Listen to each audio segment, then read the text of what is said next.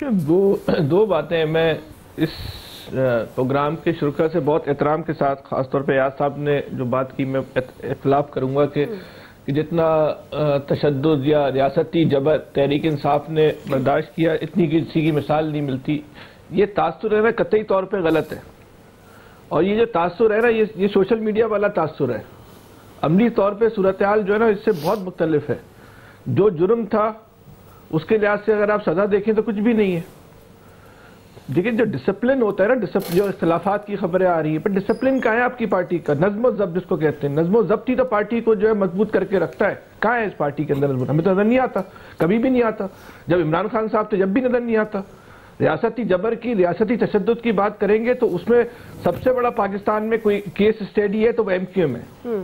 देख ले आप, कहाँ है इस पर? हमने MQM के साथ क्या किया?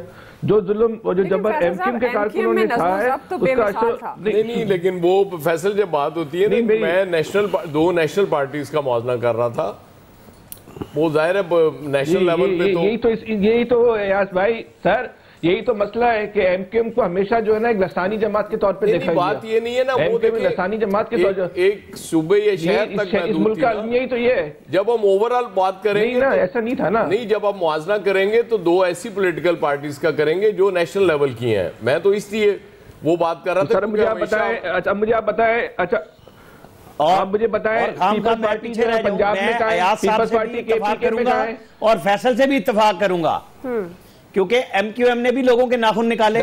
MQM के साथ भी बहुत बुरा हुआ वहां पे, मतलब इसमें कोई शक नहीं। आपके साथ में कई दफा कराची के जवानों पे आवाज उठा चुका हूं, लेकिन वो भी स्टेट से लड़ रही थी और PTI भी स्टेट से लड़ रही है। कि जब आप ये कहते हैं कि MQM एक लसानी जमात है और इलाकों तक महदूद है, तो फिर तो ये सवाल बनता है ना, पीपल्स पार्टी पंजाब में कहाँ है? मैंने ये बात नहीं की। मुस्लिम लीग जो है वो सिंध में कहाँ है? KPK में कहाँ है? बलूचिस्तान में कहाँ है? ANP जो है वो पंजाब में कहाँ है?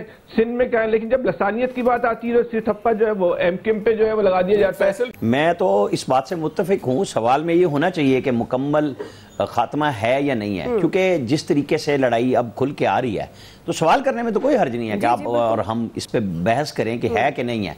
अब आप मुझे बताएं कि शाह महमूद कुरैशी साहब ने कल बयान दिया कि मेरे पास फवाद चौधरी, इमरान इस्माइल, वो 4 लोग, महमूद मौलवी वगैरह आए थे कि अपनी आज़ाद होते हैं और छोड़ देते हैं। आज इमरान इस्माइल का ही शायद ट्वीट एक घूम रहा था कि जनाब शाह महमूद कुरैशी कह रहे थे कि हमें अपना कुछ बना लेना चाहिए।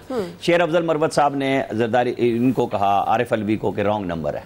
शेर अफजल मरवत की रऊफ़ हसन से हो गई। रऊफ़ हसन साहब फवाद हसन फवाद के सगे भाई हैं, लेकिन फवाद हसन साहब की 16 साल से इनके साथ कोई ताल्लुक नहीं है सगे भाइयों का, कि आप अंदाज़ा कर लें कि वो किस कदर ठीक होंगे आदमी खुद अपने तौर पे।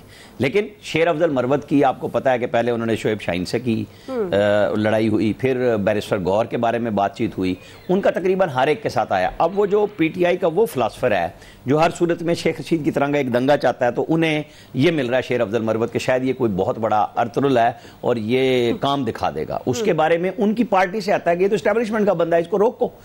खान साहब कभी उन्हें इजाजत देते हैं, कभी उनको रोक देते हैं। अब मसला क्या है, जब ये जो अयाज साहब ने बात की, बहुत अच्छी बात की कि मौरूसियत नहीं है, लेकिन वो डेमोक्रेट पार्टी कब से थी? वहां पे भी तो खान साहब की आमरियत चलती थी ना, कि जो मैं कहूंगा, मैं नाम ले सकता हूं कि वज़रा के साथ मेरी बात होती थी PTI के, वो कहते थे वहां नहीं हम बात करेंगे, वहां फैसल वावडा और मुराद सईद बात करेंगे। वो उनको इशारा करते हैं, जो बात वो कहते हैं हम उनके साथ चलते हैं। तो इसके अलावा बात नहीं होती थी कि कोई जाके बाप से बेटी को सियासत और बाप से बेटे को जिस तरह पीपल्स पार्टी। नहीं, मैं आपको, जब आप एक अच्छी बात, मैं समझ रहा हूं, मैं वही बात कर रहा हूं। मतलब बात ये होता है कि जब आप मौरूसियत भी नहीं रख रहे तो फिर आमरियत भी ना रखें। फिर अपने अंदर टीयर्स इतने अच्छे होने चाहिए थे। ये जो इंतखाबात एक्चुअली इन्होंने शुरू कराए थे, जिसकी बुनियाद पे पहले जस्टिस वजीउद्दीन अहमद गए, फिर तस्नीम नूरानी गए, कि ढकोसला था कि जी इतने मेंबर हैं और ये डिजिटल बटन दबाएंगे। उसमें पैसों की खरीदारी का इल्जाम आया, वोटों का, आपको पता है ना, कि पैसों से। ये इसीलिए हुआ कि तमाम कैमोफ्लेज था काम।